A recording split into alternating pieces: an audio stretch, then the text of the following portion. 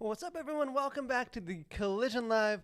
Daniel here, as always, and joined at the desk by the Flying V to my Mighty Ducks, Mr. Samuel David Kemp. How are you doing? What a classic! Like, there's just hardly a more nostalgic movie than the Mighty Ducks. Like, yeah, and like all good things, our culture is decided that they need to give us more of it, and we have shows of it, and there's been drama and all that stuff. So hey, culture ruins all good things. But eventually, give it long enough.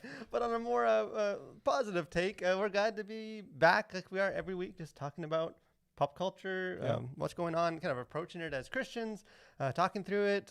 How do you navigate it? How do you contribute to it? How do you just geek out and celebrate it when it's awesome? How you doing? It's been a good. Well, it's been. I have a 2-year-old, and she's been sick, and as you could probably tell in my voice, got me sick. So that's been a lot of fun. And the other night, she decided that she was just going to wake up at 3:30 for the day. So, that was. It was a lot of fun. So that's the dad life for you, I guess. Yeah, living the hard life. So we are. This episode is powered by cough drops. Absolutely. But I was in you had a cold. I was out of town. I was doing a half marathon in Savannah, which is always nice weather. It was not nice weather. It was pouring rain. I was soaked. It took me days to warm up. But I'm back, excited to get plugged back into everything going on in pop culture. And there's some interesting stuff going on.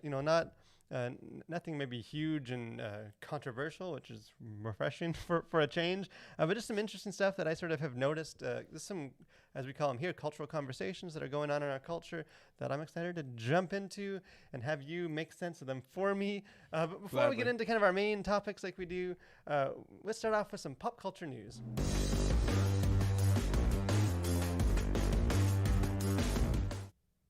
So there wasn't a ton. Last week seemed like it was just crazy. There's so much stuff we didn't even get to all of them.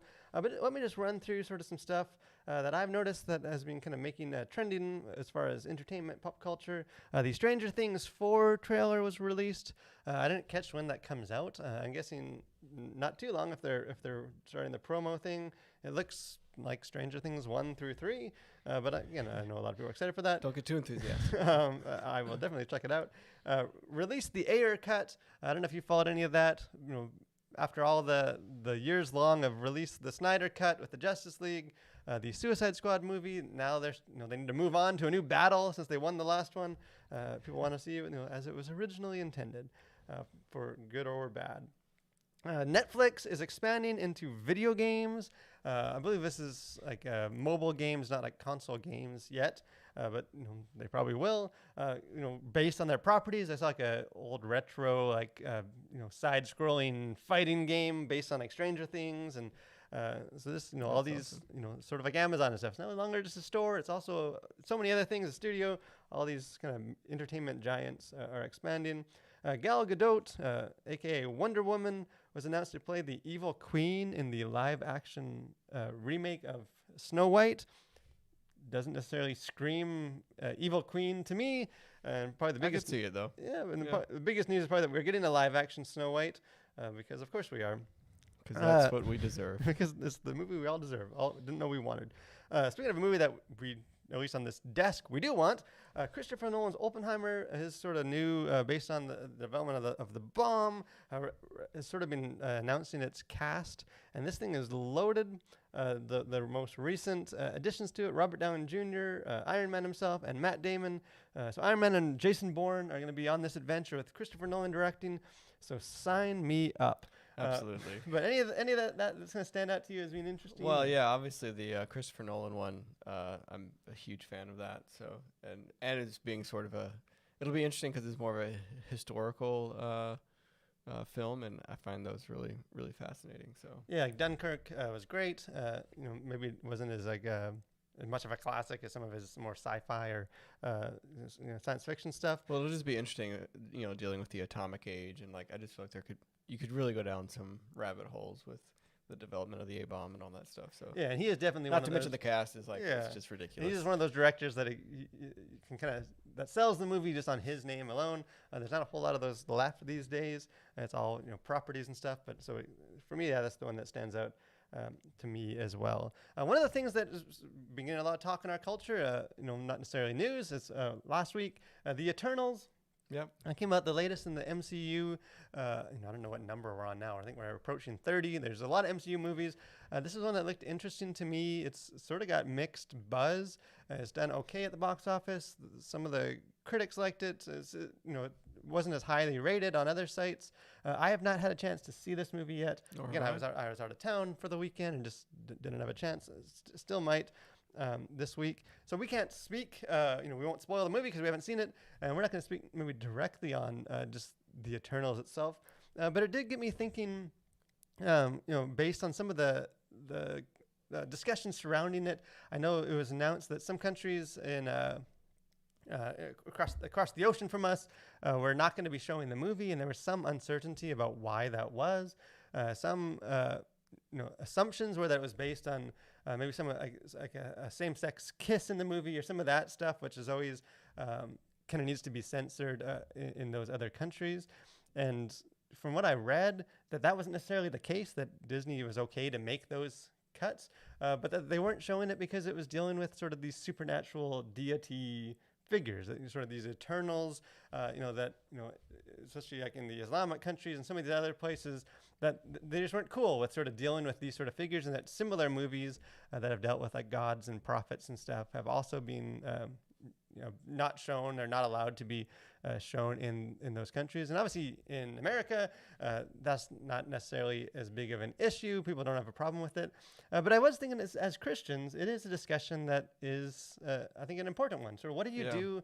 What do we do as Christians with sort of these movies that portray false gods or guardian figures or prophets, kind of however you want to frame them, what function they serve? There's different forms of it. Is that okay? Is that something that Christians can accept? Is it blasphemy? Can we learn from it? Should we just condemn it and put it down? Like, I don't know. There's a lot to that, and I think it's an important thing that maybe we haven't. A lot of Christians just haven't thought about because it is so prevalent. But what are your sort of initial? Yeah, well, just off the bat, I mean, I think as Christians, you can learn a lot from stories from other people, from other perspectives, and I think using sort of supernatural beings, whether they're superheroes or gods or guardians or whatever, I think oftentimes can be helpful, and I think you can learn something even as a Christian from this, knowing that it is a fiction, and I think that can be I think you maybe need to be careful when you approach it, but I wouldn't say that if it has some sort of supernatural being in it, then I can't appreciate it, or I can't learn anything from it, or it's not helpful in any way or even entertaining. But I do think there's certainly within the realm of fiction, whether stories or movies, I think it can be something that you can learn from, and I think they're sort of an extension of the writer, like whoever they are.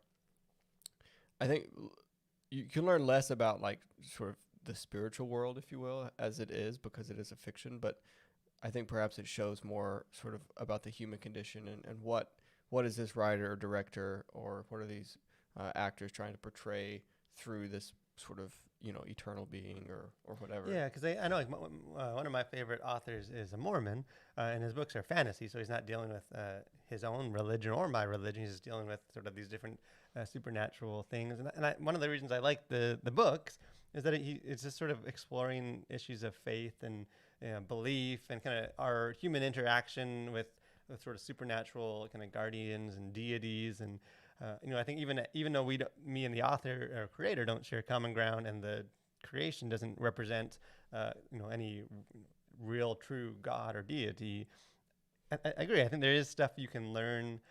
You can learn from it. You can sort of learn about faith without necessarily embracing that this has to be truth. It's sort of like Greek mythology. We can say there's no such thing as Zeus, but those stories and the interaction people had with Zeus reveals important truths about humanity and like our interaction with gods and their interaction with us. And almost by contrast, like you have all these petty Greek gods, like you can that sort of gives insight into just the true God and how he's not this petty commanding deity sort of above just playing games with humans. How the Bible tells a very different story. Because in some ways, it's almost like an extension of what we talked about, I think, last week with, can Christians enjoy stories that aren't biblical? And I don't know why. In some ways, it's like something like magic or like the Force in Star Wars is sort of an easier thing to just accept that it's fiction. But sort of when you take like the next step of like actually introducing deities and gods, I think for a lot of people it becomes more of like just a little uneasy about. Like me and my kids have been bonding over playing some old school Zelda Nintendo games, and there's in the stories, there's like the goddess and their land and some of that, and like so as I'm playing, I've been thinking, what do I do with this? Like, do I explain it? Do I just talk about gods and deities? Like, do I walk them through that? Like, I don't know. I think it is a justified uneasiness. Yeah, and I do because I feel like that sort of crosses into, because we believe in a supernatural God. I think that crosses more directly into our belief system, and so I think it can be a bit trickier when you start introducing that rather than just this is people have superpowers or they can use magic or the Force or whatever. Whereas I think you're right, that is more of an obvious fiction, and I think it's easier to kind of just deal with that. Whereas what do you do with the introduction of some sort of deity into a story? And I think when it's totally fictionalized, I think it's maybe a bit easier than if it were like this story is actually like, this is what God is like. Yeah, because that is a big thing for me. Because again, I'm somewhere behind us. I've done some fantasy books, a writer, and I know this sort of in that kind of Christian fantasy world, it is this sort of thing is a discussion, because it's a big part of the genre is magic and sort of these supernatural things, which is fine for just most writers, but for Christians it's an extra sort of hurdle to work through. And one of the ways that Christians have traditionally kind of navigated that is by kind of keeping the supernatural stuff, but just swapping out this sort of pagan mystical magic stuff and just sort of plugging God in. And it's not the Force, but it's angels doing it, and God is and you try and tell the story, but you keep it true to like the biblical worldview. And I'll be honest, I have way more of an issue with that than I do with like a story that's just full on inspired by like Norse mythology or something like I think dealing with some of the themes of faith and belief in a fully fictional, these are fictional gods in a fictional story.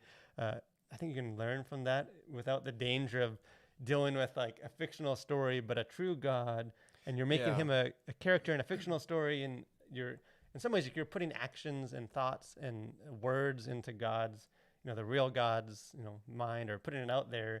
And I think to me that's a way more dangerous thing to I would agree. And I think that sort of I think leads to the problem that a lot of like the faith-based films have, or even just popular worship music or praise music. It's like it could become very popular and everybody loves it, but like it could also be like not theologically sound, and so then you've got people sort of thinking that they're believing the right thing, or feel like this is how God actually is, when in reality they sort of bought into some slightly fictionalized version of this is how God behaves, or this is how God intervenes in your life, or this is some song that talks about some aspect of who God is, or how he sees us, that isn't really true, but like it's catchy, and we all sing it. And so I think that can lead to a more dangerous place for Christians than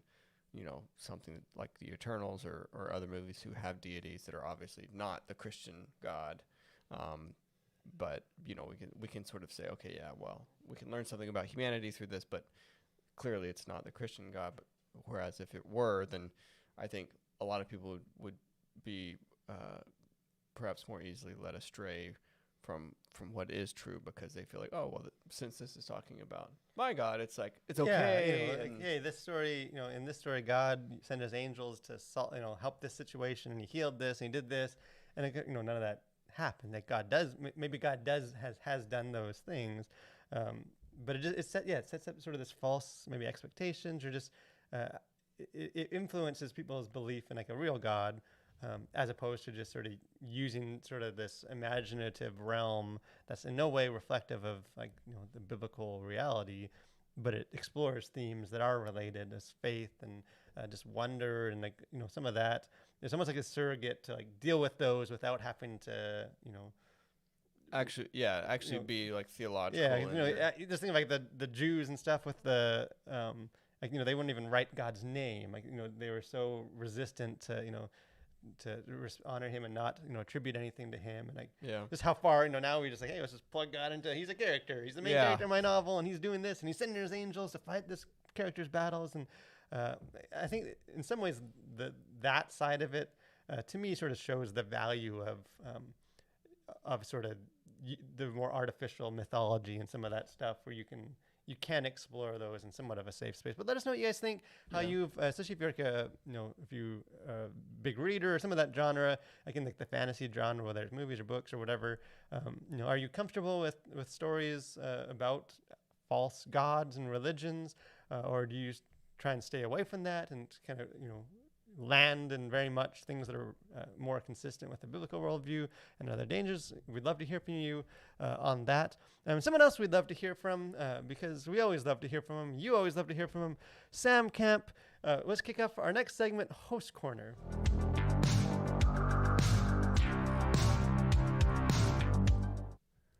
All right. Well, go ahead and throw 60 seconds on the clock. And I've got a show and tell today. This is we'll put up a photo. This is the Dragon 2 capsule thing, shuttle, I guess. This is from SpaceX. And rather than talk about SpaceX particularly, I'll just about space more generally. And just the other day I was out, it was getting dark, and I had my 2-year-old outside. She was saying goodnight to the moon and blowing it kisses, and it was just the cutest thing. And it just got me thinking too, just about space and just how incredible space is. And I think in a day and age when, governments are just kind of useless, and there's all this mayhem around us, and there's all these issues. I think the one sort of thing that most of humanity can get behind and get excited about is space exploration. And there's just so many incredible things in space. And I know they just landed some folks from the ISS on the SpaceX capsule. Six astronauts came back yesterday.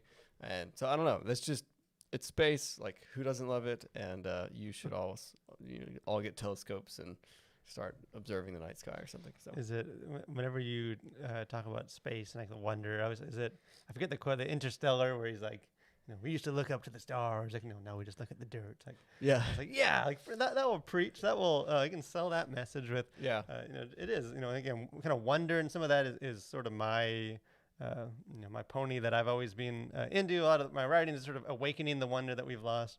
I feel like space is one of those things that, if you can like look up and see space and like be like, whoa, and like, you just realize just how far away stuff is too, and just the expanse of it. And I think it again, it's humbling to realize that you are such a tiny person sort of in the vastness of it all. And I think it can just be good to help you keep a right perspective on what this life and what's going on. So, which I do feel like if I had the choice between going deep into the ocean, exploring that, or exploring space, I'll pick the ocean. But maybe it's just because I'm scared of aliens or something. But speaking of sort of exploring new places, expanding, all that kind of stuff, technology is everywhere. We live in a very technologically driven society. We're just immersed in it. Right now, we are engaging with you through technology, and there's cameras around us.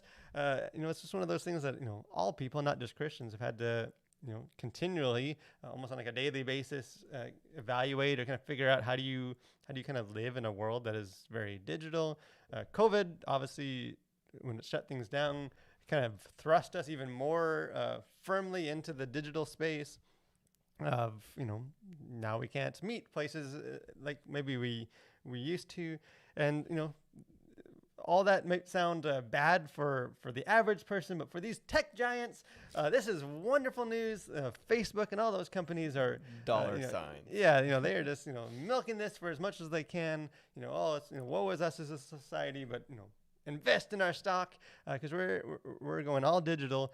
And I don't know when this whole rebranding or renaming of Facebook happened. Was that about a week, 2 weeks ago? Yeah. Where Facebook is now Meta. That's popping up on my Facebook app at the bottom, and kind of rebranding, and not just like a name change, but sort of like a recommitment to like expand beyond just a place where you share political articles and nasty comments. It's like a place where you can live in a digital space. And we've sort of touched on this a bit before, back when COVID was kind of shutting everything down for the first time. As Christians, some of this kind of the digitalization of society is a big issue, and maybe even more of an issue for Christians than just for the average non-Christian in society. Just because Christians really are, commanded to meet, and a lot of our kind of way of life and faith is based around being around people, where maybe some other people aren't. So I thought we kind of talk about that. Like, what is, obviously that's a huge thing. We could spend hours talking about that, but like, what do Christians do in this, as society seems to be plunging kind of full speed ahead to this digital meta world where we're all just Ready Player One avatars, and we're interacting, and you don't even need to leave your living room. You can just have a bag of chips and you can go anywhere. And like, is that like, is this something that Christians just need to like resist? Is it something we need to just embrace as the future? Is it something in between that? Like, what do we? How do we live as Christians in this world? Oh, that's great. Well, in the next 5 minutes, I'll just sort of lay out my thesis on that. But no, I think it is somewhere in between. I think there are incredible tools now that allow us to connect in ways and with people that we would never otherwise connect with. And I think a lot of churches saw even growth through COVID because they were, on top of it and having teams of people ready to engage with those who were watching their services online, and just to reach out to people in their community that they would never be able to, like, that would never darken their doors, but hey, they saw, their live stream on Facebook or Meta or whatever. And so I think there's these great opportunities for the church to utilize technology and sort of this ever evolving and sort of all consuming tech that sort of continues to grow. But I also think it should be sort of augmenting what's happening in real life and what's happening in the physical world. And I think, I don't think that we were meant to be purely online. And I think there are a lot of obviously dangers of just spending too much time online. But I think it can be used as a tool to help drive, what you're doing in person. And I don't think it's a substitute, but I think it can be helpful sort of in bridging that gap. Yeah, and I think I think in some ways it's almost like the church's default. Again, the church, capital C, and I can't speak for all churches, but it seems, personally, I guess, is that sort of the default is always kind of hold on to the past and resist change, which is in some ways it's ironic. It's sort of like all the the worship wars, and it's people that are, like back then when, guitars or some of that, and we're fighting against that, and we need to stay true to what we have always had. And it's like, well, bring back the Gregorian chant. We're not doing Gregorian chant. Like, even what you were defending is, this is what we need to be. This is what we, stake our claim on, was at one point, the new thing. Like, it's always, we always, what we feel is like the biblical way to approach things is usually just what we grew up with and are familiar with, less than anything that the Bible would say. So I think with like technology and stuff, there is somewhat of a tendency just to like resist because it's new, it's different. We don't want to explore. There's dangers, and there's very real dangers to it. But like you said, I think COVID in some ways showed at least a glimpse. I think it showed both sides in some way. Showed why it's not a good thing. It also showed why it can be a tool. I've just sort of that this is the world. Like, as the world moves more digital, the church almost has to follow suit to an extent. Yeah. Or else you're just, hey, all the lost people are out there in their digital space, but us believers are here in our monastery on this mountain and we're in person, and like there you sort of have to go in some ways with where the culture's going. Yeah, I agree, and I think that's the tension that churches are going to have to wrestle with, and sort of figure out where to thread that needle. And I think it can be, again, it can be a great opportunity. And I don't think it's something that we just sort of all scoff at and be like, oh wow, these crazy people living online and all that kind of stuff. But I think to take a more considered approach to sort of just how technology is changing people's lives, and yeah, like we didn't grow up with all this technology, but there's kids today that have, and that's sort of all they've known. And so what maybe seems very alien to us isn't necessarily as alien to the next generation. And I like what you said about sort of what's true often ends up just being what you grew up with. You know, how did you do church? And that's sort of the right way. And so I think it's also, with technology, you're able to just also see how other people do church as well. And I think it can be eye-opening that like the things that you did aren't necessarily like the right way. It's just a way of how people did church, and it seems right to you because that's how you grew up or whatever. And so yeah, I think it needs to be a considered approach because it is the way the world is going. And I think it would be I think it would not be good if the church just sort of ignored it or just resisted it completely and just said, well, you know, let them do whatever they want. If we're going to, you know, go this way, I think there would be a huge missed opportunity. Yeah, it's even, I think you saw that with like when COVID first shut things down, like, you know, just the ability to minister when you weren't even allowed to meet, sort of forced a lot of churches to embrace, okay, you know, if we're going to be able to reach the world, you know, in all places, reach more people, then we need to embrace sort of the digital, you know, the trends of society. But I do think like there's the flip side of that is that sort of the digital, you know, like when Jesus, you know, I believe when Jesus sort of established the church as, you know, this physical family and gathering, like it wasn't just because he lived in a society of no technology. You know, well, if there was Facebook, if there was Meta back then, Jesus would have, you know, launched. You know, Meta would be the rock that he built his church on. Like I think the meeting, like the physical, you know, walking side by side and stuff, like is very much part of what church is supposed to be. And I think it's not a meta church is just not the same as like gathering. And I think even just like one that technology does is in general, it sort of reduce people to like avatars or numbers. Like I think even just I was thinking a lot of, you know, how do you even judge ministry, how much people you're reaching when it's just like all live, you know, like a live stream or whatever. Yeah, it almost implicitly like reduces people to like numbers. It's, you know, it was a success. We had this many viewers watching live. You don't know who those viewers are necessarily. There was no interaction. For all you know, they were off in the kitchen making macaroni and cheese while the service was going on. Like they're not serving necessarily. Like it's just, but it almost becomes this pressure now to like, well, it's just about numbers. Even more than ever, it's just about like numbers, and you know, everyone can see that little number of how many people are watching at the top of that Facebook live stream on Sunday. So it's sort of like Christians need to embrace it and go with it, and there's advantages to it, but there are also like very severe limitations and red flags. Yeah, well, and even too, just, you know, you can see this if you go on Twitter for any amount of time. I think otherwise nice, which we don't recommend doing. Yeah, no, yeah, if you have to go on at all, just, you know, set a timer and be sure you get off, you know, 30 seconds later. But if you do, like, you see what are otherwise normal, you know, nice people feeling the liberation to be horrible to each other simply because, you know, there's that lack of accountability when you're online. You're like, well, it's not really me. It's just sort of, you know, it's my avatar on Twitter, like that's dissing this politician. Sam's burner account. Yeah, exactly. It's like, oh, it's just, you know, it's not even the real me.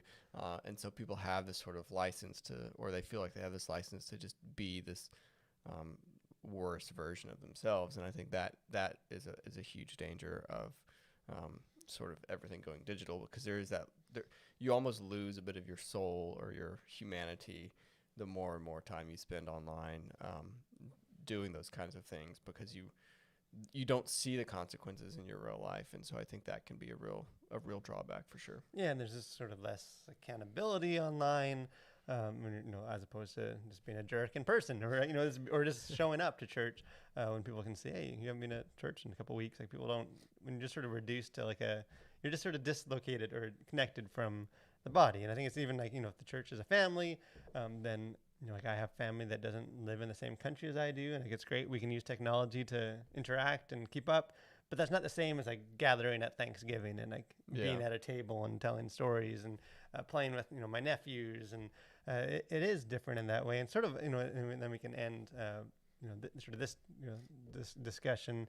But sort of my thinking has always been that the church and just sort of the Christian community we're not called to like be just like the world and like jump on every bandwagon and every trend and like, well, the world's doing this, so the church we need to be cool, we need to be a meta church now, to be relevant. That's what the kids are doing these days. We need to the church isn't called to be, it's fine for the church to be out of step in some ways with like the way that society does things, but the church is always called to minister and like be a light and salt and light in the world.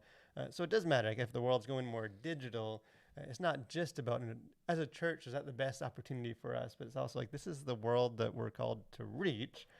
So how, we need to be aware of sort of the consequences of that, the advantages of that, and make sure that we are, engaged in it, even if we're somewhat cautious about how we do that. But let us know, especially if you guys have been maybe for whatever reason, either choosing to or forced to have been doing kind of church and some of that stuff more digital, or maybe with work, you've just been more time on your computers or your kids are at home. Just sort of, we'd love to hear from you what that's done. Maybe if that gives you kind of insights to just the church and gathering and the whole question of sort of being in a digital world. We'd love to talk about that with you guys. To end off our show, we have This Week at the Collision. I was out of town. It's been a crazy week. I found out that I only breathe out of one nostril, and I haven't been breathing properly for my whole life. So I guess that's fun. News to me. So I'll be having surgery. On the scale of things that are important, breathing is probably at least cracks the top 5. There's not much future in not breathing. Not a whole lot of stuff that tops that. So don't necessarily have any new articles right now to announce. If you haven't checked out some of our older reviews, for some of the more, just now catching up on some of the more recent movies, encourage you to check that out on our website and our YouTube channel. I might maybe try and still get a Turtles review in if I can find time to go see it. But one thing that we could announce, we've mentioned it before. Some of you old time colliders are familiar that we released our first collision kind of anthology, a lot of our articles, and sort of kind of encapsulating 1 year of collisions. We released that last year, and we're excited that very, very soon we will be releasing volume 2. We can throw the cover. This is the look of it. We're excited for this book. It's a lot of great articles. There's I think 5 or 6 or 7 different authors that have been involved in this, just sort of looking at different kind of general topics or specific movies, or just kind of giving an example of what it looks like to collide with the world and engage with entertainment and pop culture. So again, I'm biased because I want to pick the articles to go in this book. There's a lot of talented writers involved, and excited for this. So this will be probably coming out before the end of the year, so fingers crossed. So maybe ask Santa Claus and he can throw this in your stocking for Christmas and just make it the best Christmas you've had. So we're excited for that. So kind of keep your eyes open for that. We'll obviously be plugging that and announcing that when it comes out in a physical copy. Yep. Any final thoughts for us before we are done? Keep looking up. Throw that on an inspirational cat poster. Keep looking up. But thanks, guys. Appreciate you guys checking out our live stream and joining with what we're doing. Encourage you guys to subscribe to our channel, like our page, just sort of join with what we're doing. A lot of stuff coming up. Have a great week. Keep looking up and continue to collide with the world for Christ.